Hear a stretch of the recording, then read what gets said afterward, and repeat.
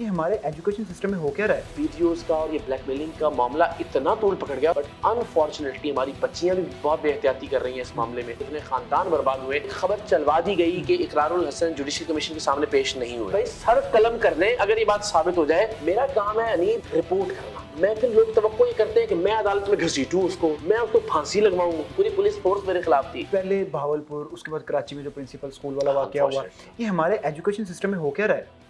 اور بھی کیسز آپ کے سامنے آئے ہیں. صرف ایجوکیشن نہیں، میں آپ کو بغیر کسی مبالغے کے بتاؤں تو روزانہ کی بنیاد پر درجنوں کالز میسیجز موصول ہوتے ہیں، فیس بک پر بھی، باقی پلیٹ فارمز پر بھی، واٹس ایپ پر بھی، جن میں بچیاں، پہلا جملہ ہوتا ہے میں خودکشی کر لوں گی. اچھا، ہمارے ہراس ہو رہی ہے. ویڈیوز کا اور یہ بلیک میلنگ کا معاملہ اتنا طول پکڑ گیا، اور میں آج سے نہیں پچھلے 5-7 برس سے چیخ رہا ہوں، چلا رہا ہوں. ہر دوسرے ہفتے بلیک میلرز کو پکڑ رہے ہیں ہم سائبر کرائم سیل کے ساتھ مل کر. بٹ انفارچونیٹلی ہماری بچیاں بھی بہت بے احتیاطی کر رہی ہیں اس معاملے میں.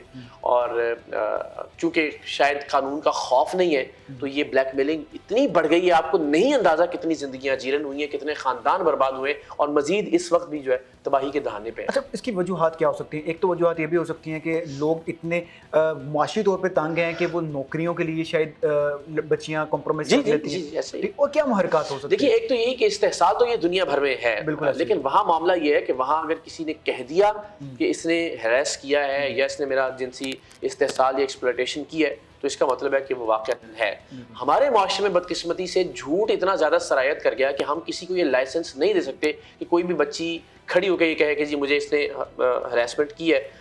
اور ہم لیکن چلے ایٹ لیسٹ جہاں ثبوت ہے، یہ اسکول کا معاملہ ہے، یہاں تو ثبوت موجود ہے نا آپ کے پاس. اس نے کہا جی یہ ٹیچرز نہیں تھی، میں تو میرے پرسنل ریلیشنز والی خواتین تھیں. وہ ثابت ہو گیا کہ اس کے جو اسکول کی ٹیچرز تھیں وہ یونیفارم ہوتا تھا ایک اسپیشل ان کے لیے، اور وہ یونیفارم میں وہ بچیاں وہاں پہ آ رہی تھیں. اور تو اس کو لٹکائیں نا الٹا، پوری قوم کو پتا ہو کہ اس طرح کا کام کرنے والے لوگوں کا انجام کیا ہوتا ہے. تو جب تک آپ عبرت کی مثالیں قائم نہیں کریں گے، انفارچونیٹلی یہ ہوتا رہے گا. تو مجھے لگتا ہے کہ شاید چونکہ قانون کسی بھی معاملے میں، آپ اور میں بھی شاید کبھی سوچیں کہ یار ہم کہیں پھنس جائیں گے تو ہمیں اندازہ کہ یار یا تو پولیس والوں کو مینیج کر لیں گے، یار یا وکیل سے کوئی کر لیں گے، یا فلاں سے سفارش کروا لیں گے. بہاولپور یونیورسٹی کا واقعہ سب کے سامنے آیا، اس کے اوپر آپ نے بڑی تحقیق کی اور اس کے اوپر آپ کو تھریٹ کالز بھی آئیں. تو اب وہ تھریٹ کالز کا معاملہ کہاں تک پہنچا ہے؟ اب تو خیر وہ ڈیفیوز ہو گیا. اب میرے خیال وہ تھریٹ کالز کی وجہ آپ نے اس کا تو فالو اپ لیا یا بس؟ میں نے لیا. دیکھیے اس میں اتنا بدقسمتی سے پروپیگنڈا بڑھ گیا نا کہ آپ کو آپ سچ بولتے آپ سوچتے ہیں کہ سچ کی تو کوئی وقت نہیں ہے. مثلاً مجھے کہا گیا اور ایک خبر چلوا دی گئی کہ اقرار الحسن جوڈیشل کمیشن کے سامنے پیش نہیں ہوئے. بالکل. اور جوڈیشل کمیشن نے اس پورے واقعے کو بے بنیاد قرار دے دیا. انیب سیٹرڈے کو جوڈیشل کمیشن جو سردار صاحب پر مشتمل تھا، جو یک رکنی کمیشن تھا ہائی کورٹ کا، سیٹرڈے کو واپس آیا بہاولپور سے. سنڈے کو یہ خبر چل گئی ہے. اب مجھے بتائیں وہ جو جسٹس صاحب تھے ہائی کورٹ کے، کیا انہوں نے کسی کو بتایا کہ میں نے بے بنیاد قرار دے دیا ہے؟ کیا انہوں نے کوئی رپورٹ جاری کی؟ کیا انہوں نے کوئی انٹرویو دیا؟ کیا کہیں یعنی جوڈیشل کمیشن نے لودھرا کے ایک صحافی کو بلانا تھا، اریسٹ کر کے بلوایا انہوں نے. اور اقرار الحسن اتنا بڑا ہو گیا کہ ہائی کورٹ کے ایک جج صاحب بلا رہے ہیں اور وہ جا نہیں رہا. ٹھیک ہے، بھائی ان کو چاہیے. میں 3 بار بلایا آپ کو. میں نے کہا کہ میرا بھائی سر قلم کر لیں اگر یہ بات ثابت ہو جائے کہ مجھے کسی نے کوئی میسج کیا اور میں نے وہ ریسیو کیا، مجھے کسی نے کوئی کال کی اور میں نے وہ ریسیو کیا، مجھے کوئی نوٹس ملا اور میں نے وہ ریسیو کیا، کوئی سمجھ میں بات تو آپ کوئی بھی کہہ دیں یار ہوا کے وہ نہیں پیش ہو. تو کہاں تک پہنچی ہے وہ بات؟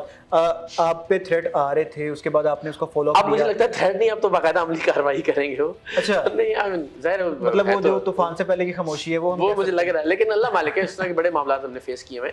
لیکن کہ جی وہ پتہ نہیں بیچ دیے ثبوت. میں نے بھائی انٹیلیجنس بیورو کی رپورٹ پیش کی اپنے ویلاگ کے اندر کہ بھائی اس رپورٹ میں دوسرے نمبر پہ ولیدہ چیمہ کا نام ہے، آئس کی لین دین میں بھی، آئس کی پارٹیز میں بھی اور آئس کے استعمال میں بھی.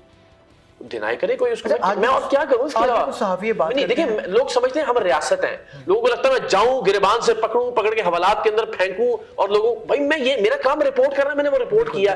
اگر اس میں کوئی سقم ہے، اس میں کوئی جھول ہے، اس میں کوئی غلطی ہے، مجھے بتائیے، میں اس کی سزا بھگتوں. پھر بھی آج وہ صحافی بات کرتے ہیں کہ جو وائس چانسلر ہے ان کے ریٹائرڈ ہونے میں کچھ عرصہ رہ گیا تھا، ان کو ریٹائر کیا جائے، ایکسٹینشن نہ مل جائے، اس میں سارا پروپیگنڈا کیا گیا. میں نے اس بارے میں میرا کوئی لینا دینا نہیں ہے. میرا معاملہ تھا کہ کیا وہ ویڈیوز تھیں، وہ ویڈیوز کس طرح سے بنی، ان ویڈیوز تک پولیس کیسے پہنچی، وہ میں نے سارا نریٹ کیا.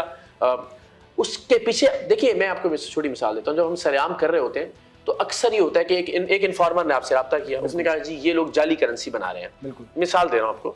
آپ نے وہاں ریڈ کیا، ہمیں اب پتا ہے کہ یہ آدمی ان کا ساتھی رہا ہے کبھی, ٹھیک ہے, اور آپس میں ان کے اختلافات تھے اور الٹیمیٹلی اس نے ریڈ کروا دیا اس وجہ سے کہ معاملات آپس میں بگڑ گئے تھے. مجھے اس کرائم کو ایکسپوز کرنے سے مطلب ہے نا, بالکل, مجھے اس سے کوئی غرض نہیں ہے کہ وہ پہلے ان کا ساتھ دیا کرتا تھا اور الٹیمیٹلی اگر اس نے ایک اچھا کام کیا ہے اور بھلے اپنی ذاتی اناد میں کیا لیکن ایک سوشل کرائم یا ایک سوشل ایول ایکسپوز ہوئی ہے, میرے نزدیک وہ زیادہ امپورٹنٹ ہے. تو میرے نزدیک محرکات کی کس وجہ سے وہ امپورٹنٹ نہیں ہے, ایکسپوز ہوئی ایک چیز وہ زیادہ امپورٹنٹ ہے. اچھا اقرار بھائی, میں اپنا ایک بتانا چاہتا ہوں شاید جو میں آپ کے بارے میں سوچتا ہوں, پلیز بتائیں. ٹھیک ہے, کہ آپ نے مجھے غلط یا صحیح ثابت کرنا ہے. جی, میں یہ سمجھتا ہوں کہ آپ نے جتنے بھی کیسز پہ پچھلے کچھ عرصہ میں بات کی ہے وہ ان کیسز کو آپ اینڈ پہ جا کر آپ کی اگلے بندے سے کچھ صلح ہو گئی, کچھ کال پہ ڈسکشن ہو گئی, جیسے عمران ریاض خان والا معاملہ تھا, آپ نے کال پہ بات کر لی, دونوں کی سیٹل ڈاؤن ہو گیا, چلو یار کوئی بات نہیں چھوڑ دیتے ہیں. اس کے بعد پھر یہ پی ٹی اے والا معاملہ تھا, اس کے بعد جو بہاولپور یونیورسٹی والا وہ بھی آپ نے چھوڑ دیا.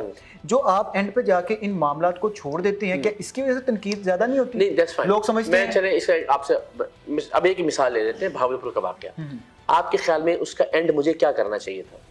جو رپورٹس آپ کے پاس تھیں, جو آپ کہہ رہے تھے میرے پاس ثبوت موجود ہیں, کیا آپ رپورٹ پبلک نہیں کر سکتے؟ میں نے کر دیا نا, میں نے آپ سے عرض کیا اگر آپ وہ ویلاگ لیگل طور پہ عدالتوں میں نہیں جا سکتے تھے. نہیں دیکھیں, وہ بھائی نہ تو میں وکیل ہوں نہ میں این جی او, کسی صحافی کا, مجھے عمران ریاض بھائی پر سب سے بڑا اعتراض یہ تھا کہ وہ یہ کہتے تھے کہ ہم ان کو یہ نہیں کرنے دیں گے اس ملک. بھائی میرا کام یہ, میں نے شاید ہم جب لاسٹ نشست ہوئی تھی تب بھی ہم نے یہ کہا, صحافی کا یہ کام نہیں ہے کہ میں اس کو یہ نہیں کرنے دوں گا, میں اس کو یہ نہیں ہونے دوں گا, میرا کام ہے رپورٹ کرنا. ٹھیک ہے, میرا کام نہیں ہے. بھائی ادارے پھر کس لیے اس ملک کے اندر کام کر رہے ہیں؟ اگر میں نے عدالت بننا ہے, میں نے وکیل بننا ہے, میں نے کیس لے کے جانا ہے, میں نے پروسیکیوشن بننا ہے, پھر ختم کرنے باقی سارا بجٹ مجھے, میں سارے کام کرنے کے لیے تیار ہوں. میرا کام ہے انیب, اور آپ بھی یہ سمجھ لیجئے اور جتنے ہمارے, رپورٹ کرنا.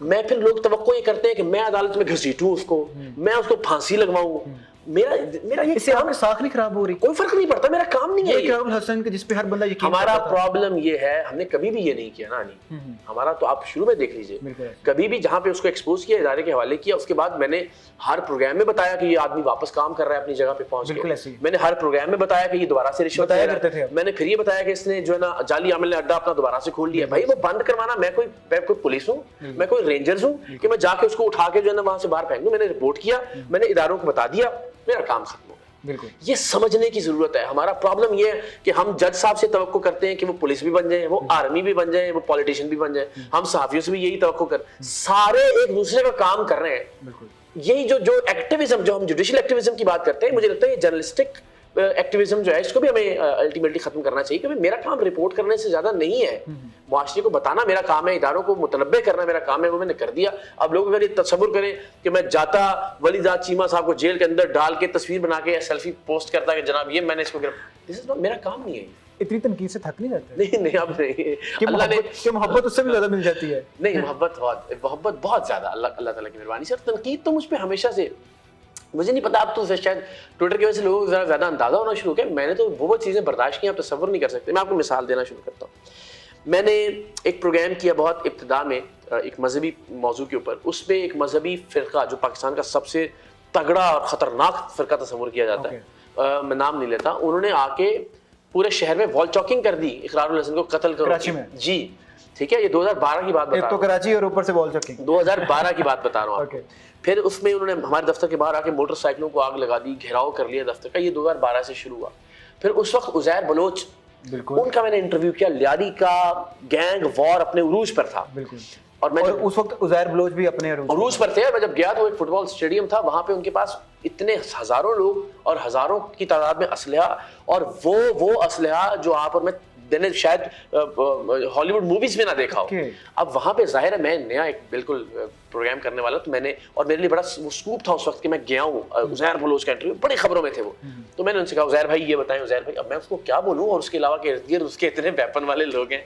میں جب واپس آیا تو مجھے ایم کے دوستوں نے بلا لیا, اور مجھے انہوں نے خون کی اور وہ اس کی تصویریں دکھائیں کہ ہم یہ ہوتا ہے, ہمارے لوگوں کے ساتھ بھی ہوتا ہے, پھر ہم بھی کریں گے. کہ آپ عزیر بھائی کہتے رہے ایک دہشت گرد کو, ٹھیک ہے. اب وہ ناراض, وہ الگ, آپ نے بتایا الطاف بھائی بھی کہتے ہیں جی, وہ ہم نے سارے, وہ ہم نے نہیں, وہ کہتے الطاف بھائی ان کا موازنہ کوئی, وہ سارے پریشرز ہم نے فیس کیے. پھر سندھ اسمبلی ہوا تو پوری پیپلز پارٹی, پوری سندھ حکومت میرے خلاف تھی. پوری پولیس فورس میرے خلاف تھی. مجھے جو ہے نا وہ 6 تھانوں کی پولیس نے آرام باغ تھانے میں رکھا ہوا تھا, وہاں پہ 6 SHOs تھے جو لائے گئے تھے. ساری رات جو ہے نا حوالات میں ہمارے ساتھ نشے ہی چھوڑ دیے جاتے تھے, پورا بھر دیتے تھے, ہم بیٹھنے کی پوزیشنز میں ہوتے تھے. پھر خواجہ سعد رفیق 2014 کی غالباً بات ہے, ہم نے ریلوے پہ ایک پروگرام کیا, انہوں نے ہم پہ FIR کروا دی. تو پوری میں آپ کو زینب قتل کیس کی مثال دے رہا ہوں, تو تنقید تو مجھے تو اب پتہ نہیں لوگوں کو کیوں لگتا ہے کہ زیادہ ہو گئی ہے, شاید اس